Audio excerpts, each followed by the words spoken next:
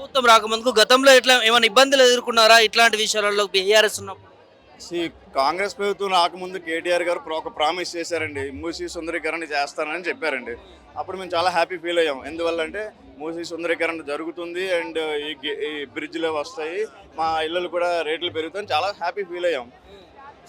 ఆయన ఇంకా ఆ ప్రాసెస్లో ఉన్నారు. సో డెఫినెట్లీ ముందు గవర్నమెంట్లు ఈ ప్రాబ్లమ్స్ అవి అయితే ఏమీ ఫేస్ చేయలేదు. బట్ ఈ గవర్నమెంట్ వచ్చిన తర్వాత ఆల్ ఆఫ్ ఎ సడన్ మీకు చెప్పాను కదా, లాస్ట్ 1 ఇయర్ నుంచి మాకు ఒక్క రోజు కూడా నిద్రలేదు. నాకే కాదండి, మా కాలనీలో చాలా మంది ఉన్నారు. ఆఫీసులు మానుకొని ప్రతిరోజు కూడా మల్టిపుల్ పొలిటీషియన్స్ వెనకాల రిక్వెస్ట్ చేస్తున్నారు, కాళ్ళ దగ్గరికి వెళ్ళి పడుతున్నారు. సార్ మాకు ఇది పెట్టొద్దు, మేము ఎంతో ఇబ్బంది పడుతున్నాం అని కాళ్ళ దగ్గరికి వెళ్ళి పడుతున్నారు. సో ఈ కొత్త గవర్నమెంట్ వచ్చిన తర్వాత మాకు ఈ ఇబ్బందులు అన్నీ చాలా జరుగుతున్నాయండి. మేము ఇంట్లో పనులు కూడా చేసుకోలేకపోతున్నాం, పిల్లలతో హ్యాపీగా ఉండలేకపోతున్నాం. రేపొద్దు మా పిల్లలకి ఏమైనా ఇబ్బంది అవుతుందేమో మేము బాధపడుతున్నాం అండి. ఎట్లా చూస్తారు కేటీఆర్ వస్తున్నారు ఇక్కడికి మీకోసం? కేటీఆర్ వస్తున్నారంటే ఫస్ట్ ఆఫ్ ఆల్ చాలా హ్యాపీ ఫీల్ అయ్యామండి. ఈ రోజు వరకు మా ఫ్యామిలీ మొత్తంతో వచ్చాను, మా బాబుతో వచ్చాను, మా వైఫ్ కూడా అక్కడ ఉన్నారండి. సో కేటీఆర్ గారు వస్తున్నారంటే ఏదో ఒక హోప్ ఉన్నది, మా ప్రాబ్లం రిజాల్వ్ అవుతుంది అనే నమ్మకం ఉన్నది, నిజంగా నమ్మకం ఉన్నది.